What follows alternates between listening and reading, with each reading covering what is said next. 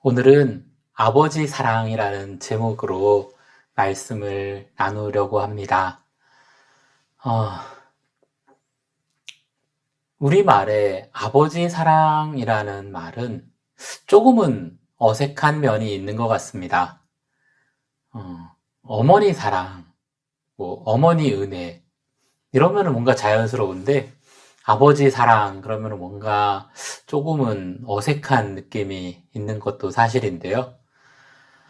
어, 그럼에도 불구하고 오늘 이 어색한 느낌의 제목을 잡은 이유는 이미 예상하신 분들도 있겠지만은 오늘 본문 누가복음 이 15장 11절 이하에 탕자의 비유라고 옛날에는 얘기했었고 요즘은 이제 잃어버린 아들의 비유라고 나오는 이 비유의 말씀을 세 번에 걸쳐서 설교하려고 합니다. 그런데 그 중에 첫 번째 주제로 아버지의 사랑을 잡아봤습니다.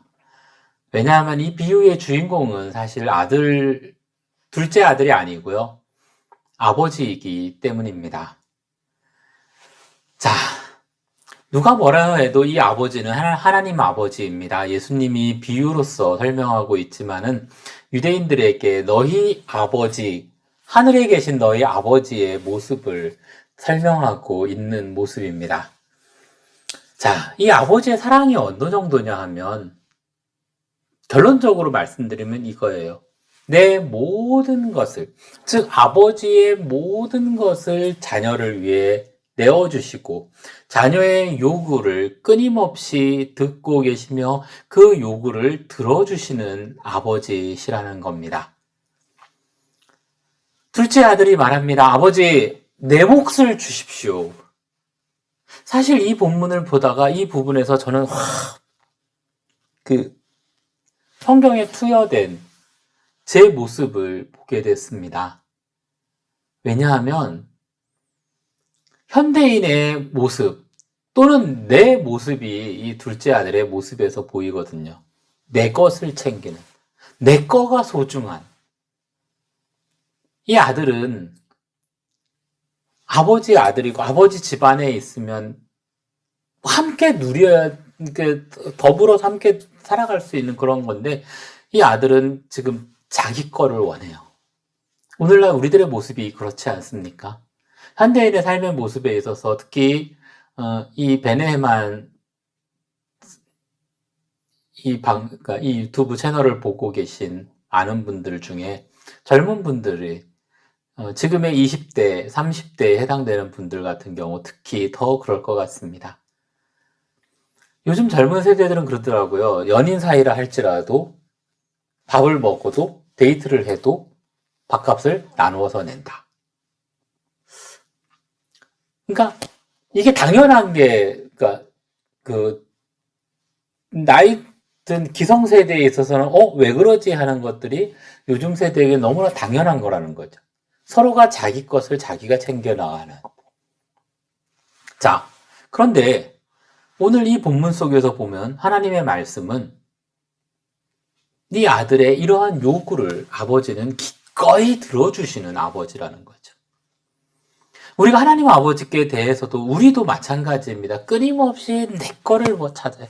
하나님, 저의 건강, 저의 학업, 저의 능력, 저의 취업, 우리 가족, 다 나와 관련된 거예요. 내 개인적인 거라는 거죠.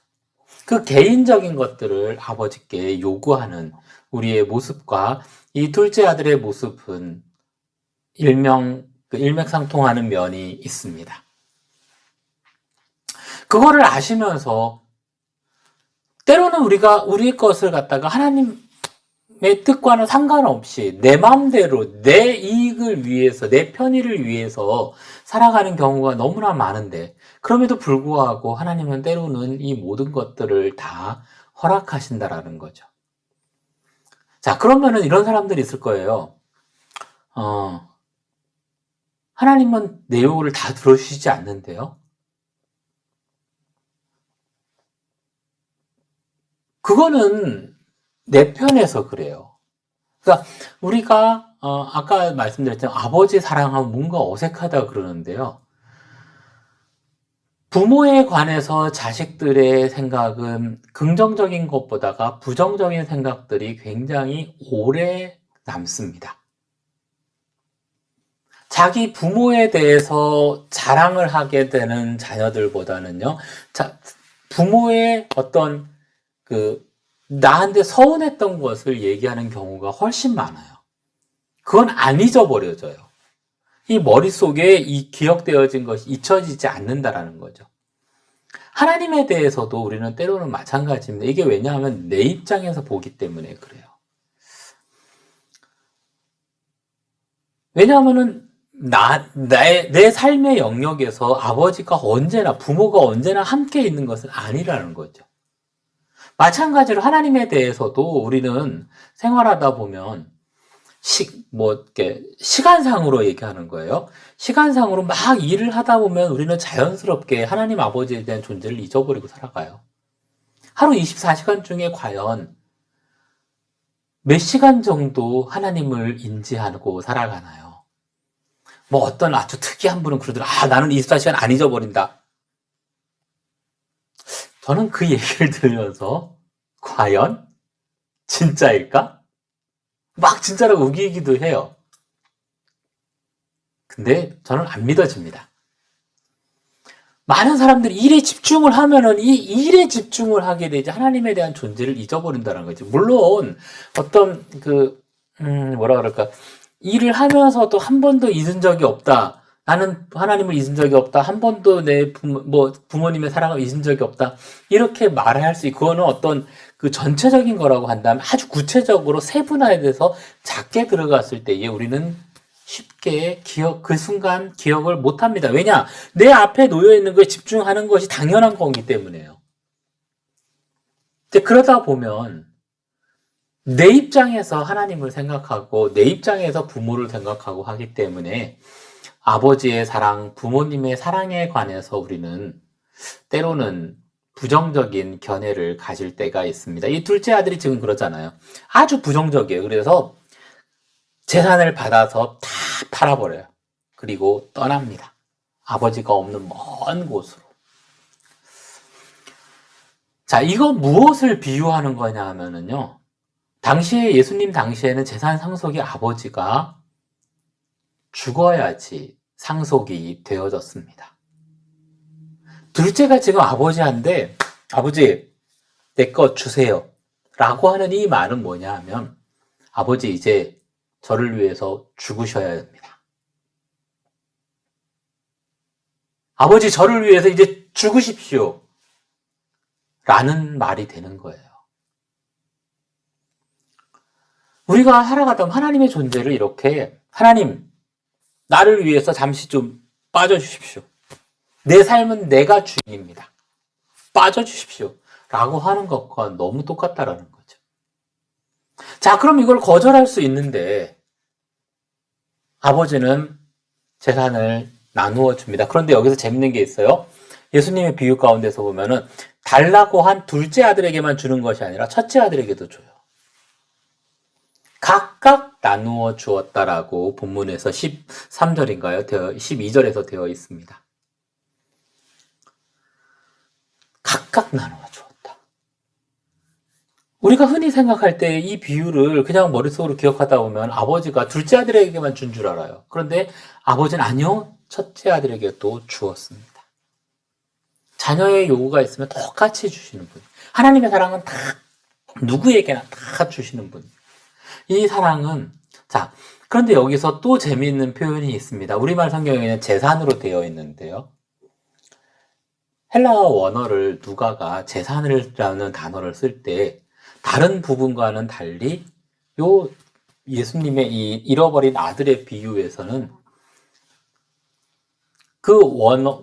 어원의 뜻이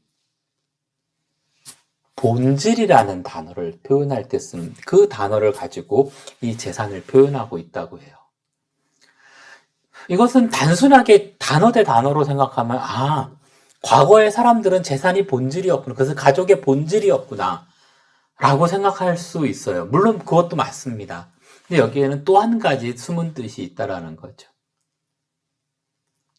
본질은 그분 그 자체예요. 그것 자체. 이 아들이 아버지가 아들에게 주는 이거는 단순히 금은보화를 주는 게 아니라 아버지 자신을 지금 주고 있는 겁니다. 이 비유는 무엇을 비유하는 거냐 하면, 그러니까 예수님이 십자가에서 죽으신 그 사랑 그 자체, 하나님 아버지가 이 땅에 오셔서 인간의 몸을 입고 오셔서 우리를 위해서 십자가에서 죽으신 그 본질적인 사랑을 이 비유에 담아서 지금 설명하고 있다라는 겁니다. 이중적인 의미라는 거예요. 예수님은 이 땅에 오셔서 모든 사람들을 위해서 자신의 몸을 내어주신 분입니다. 하나님은 이 땅에는 모든 사람, 하나님 믿는 사람뿐만 아니라 믿지 않는 모든 사람에게 위해서 십자가에서 죽으신 자신의 본질을 완전히 내어준 사랑 그 자체, 하나님은 사랑이시다라고 하는 것을 보여주고 있다는 거죠. 아버지 사랑이 여기에 가장 잘 투영되어 있습니다. 아버지의 사랑은 단순히 그냥 이렇게 주기만 하는 사랑은 또한 아닙니다. 오늘 20절에 보면 자녀가 멀리 갔을 때에 이제 둘째가 돌아오죠. 그때 아버지 어떻게 합니까?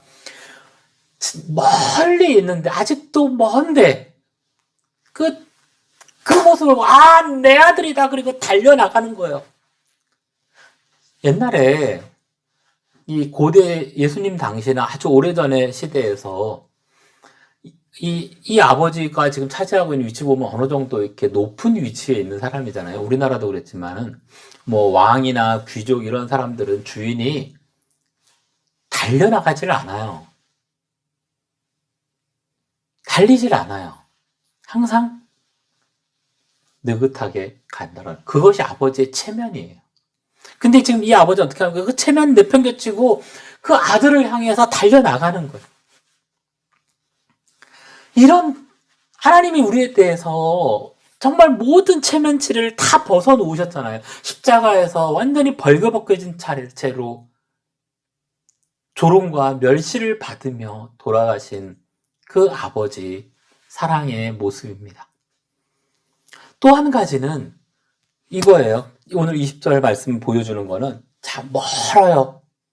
그 멀어서 이 아버지는 이제 나이 드신 아버지이기 때문에 눈도 잘 안 보여요. 그러면 아들이 갈 때는 아주 화려한 옷을 입고 이렇게 갔겠죠? 뭐 종들도 몇 명 데려갔을 겁니다. 근데 올 때는 어떻게 해요? 지금 혼자서 완전히 옷도 제대로 못 입고 완전히 지저분하고 씻지도 못하고 막 머리도 장발이 되고 완전히 어디서 이상한 괴물 같은 어떤 그런 거지 중에 상거지가 된 그런 아들이 오고 있는데 그 모습을 보고 이 아버지가 달려나가는 거죠. 이건 뭐냐면 매일같이 아들이 갔던 그 길을 보면서 내 아들이 언젠가는 돌아올 텐데 저 길로 다시 돌아올 텐데 라고 하며 기다리시는 이 아버지의 모습입니다.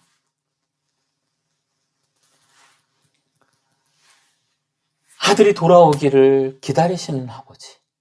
하나님 아버지는 오늘 우리가 어디를 가든지 우리와 함께하고 계시고 우리가 느끼지 못할 뿐 우리의 존재를 지켜보고 계시며 다시 제자리로 돌아오기를 기다리시는 하나님 아버지이십니다. 그거 기다리고 계세요. 그러니까 매일같이 보았으니까 딱 보고 내 아들이 저렇게 지금 변한 내 예상대로 저렇게 되었구나 달려나가시는 거죠. 이 멋진, 이 정말로 감동받을 수밖에 없는 이 아버지의 사랑이 아니겠습니까?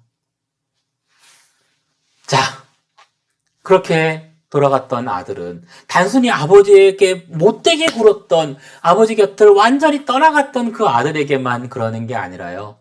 늘 같이 있던 첫째 아들에게도 마찬가지입니다. 28절 말씀을 보면은 첫째 아들이 이제 밭에서 돌아왔어요. 집에 돌아와서 보니까 잔치가 벌어졌어요. 그래서 집에를 들어가야 되는데 사정 얘기를 들어보니까 완전히 대노해버린 거죠. 있을 수 없는 일이 벌어진 겁니다. 그러니까 이 첫째 아들이 어떻게 문 앞에서 기다리고 있죠. 화를 내면서 안 들어가는 거예요. 아버지 또 나옵니다. 아버지는 집안에서 기다리시는 아버지가 아니라 언제나 밖에 나와서 찾아오시며 기다리시는 아버지의 모습이에요.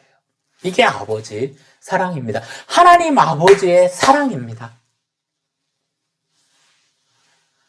이 설교를 들으시는 분들 중에 아직도 하나님에 대해서 불확실하고 믿음이 없는 하나님 아버지의 사랑을 모르는 분이 있습니까? 이 사랑의 모습이 하나님 아버지 사랑의 모습이에요. 예수님 자신이 설명하고 있어요. 그러면서 내가 너희를 이렇게 사랑한다라고 말씀하고 있다라는 거죠. 근데 더 놀라운 거는요. 하나님 아버지 이 땅을 다 만드셨어요. 다 우리를 위해서 준비해 놓으셨어요.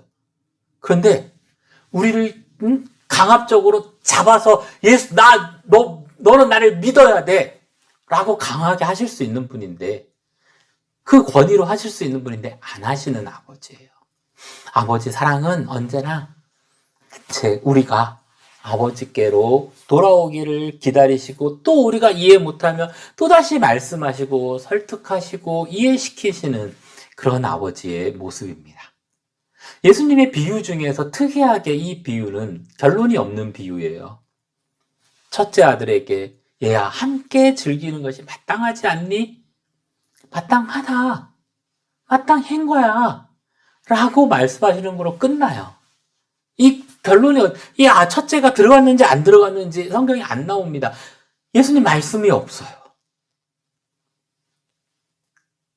왜일까요? 그 답을 우리 스스로에게 지금 질문하고 계십니다.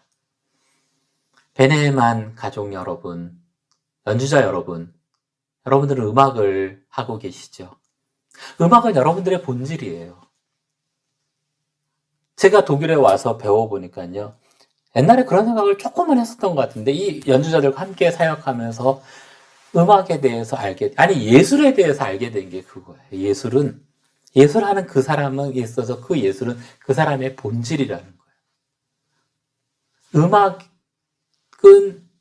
음악을 통해서 완전히 살아있는 언어로 모든 세계 공용의 그 언어로 전달되어지는 게 음악의 힘입니다.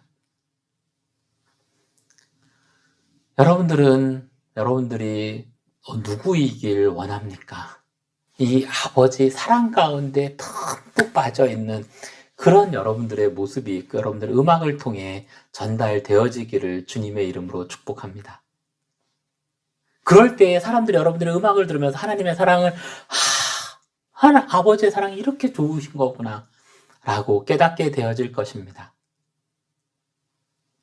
근데 여러분들이 아버지의 사랑을 떠나가 있게 되면 여러분들의 음악을 듣는 사람들은 아버지의 사랑을 알 수가 없고 아버지에서 분노하는 자식의 음악밖에 들을 수가 없다라는 겁니다. 그러면 안 되죠. 아버지의 사랑이 듬뿍 담긴 여러분들의 베네만 연주자 여러분들이 되기를 주님의 이름으로 축복합니다. 자, 하나님 아버지의 사랑은 이렇게 기다리시는 아버지예요. 이제 우리 모두는 이 사랑에 응답해야 됩니다. 어떻게 응답하냐고요? 하나님 아버지께 나아가세요. 아니, 나아가려고 하면 아버지는 오시는 분이에요. 그 다가오시는 하나님께 이렇게 고백하길 원합니다. 하나님 아버지, 그동안 제가 너무 몰랐어요. 이제 아버지 사랑합니다. 아버지 사랑합니다. 아버지 사랑합니다. 라고 사랑 고백을 하세요. 사랑 고백하기를 아버지는 원하십니다. 예수님이 부활하신 이후에 베드로에게 물으셨잖아요. 예수님께서 몰라서 물으신 게 아니에요. 베드로의 말처럼 베드로가 주님을 어떻게 사랑하는지 다 알고 계세요. 그럼에도 불구하고 물으셨어요. 너 나 사랑하니? 오늘 우리들에게 동일하게 질문하고 있습니다. 너 나 사랑하니? 그때 우리 다른 말 많이 설명 많이 안 해도 돼요. 오늘 이 둘째 아들이 돌아와서 하는 성경 보면 자세히 보세요. 그가 멀리 타국에 있을 때에 돼지 우리의 가운데서 그 생각했던 멘트가 있어요. 근데 그거 다 하기 전에 아버지가 이미 그를 끌어안고 입 맞추고 닦아주고 안고 그리고 옷 갈아입혀주고 다 하는 거 보여요. 이게 아버지 사랑입니다. 우리 하나님이 우리에게 요구하시는 거는 하나예요. 아버지, 사랑합니다. 라고 말하는. 아버지, 사랑해요. 뭐, 상황 따라 표현이 다르겠죠. 아빠, 사랑해요. 라고 하는 이 표현을 하나님 아버지가 듣고 싶어 하십니다. 왜냐고요? 결론적으로 설명드린 게 이거예요. 이제 결론을 맺으면요. 육신의 부모도요, 자녀가 가장 이쁠 때가 언제냐 하면, 갓난 아기일 때예요. 나의 전부거든요. 그 아이가 나에게 아무것도 못해줘. 오히려 이것 때문에 짐이 되고 힘들어요. 근데도 불구하고 부모는 행복해요. 그 아이를 품고 있으면. 그 아이를 보고만 있어도 행복하고, 보고만 있어도 배부르다는 얘기가 그래서 나오는 거예요. 하나님 아버지가 원하시는 게 그거예요. 자녀가 커서 막 나이가 들면서 막 부모에게 잘한다 할지라도요, 부모에게 있어서 그 자식에 대한 그 어렸을 때의 그 행복만큼은 없어요. 있을 수가 없어요. 왜냐? 그 자녀가 자기의 본질이기 때문에 그래요. 하나님이 우리에게 요구하시는 거는 그거예요. 그냥 아버지 사랑해요 라고 한 그 한마디. 그거면 우리는 족합니다. 우리가 하나님께 드릴 고백은 아빠, 하나님 아빠 사랑해요. 이거입니다. 우리 모두가 이 사랑 고백을 통해 더 큰 하나님의 사랑을 체험하고 그래서 더 큰 행복 가운데 살아가는 우리 여러분들이 되기를 주님의 이름으로 축복합니다.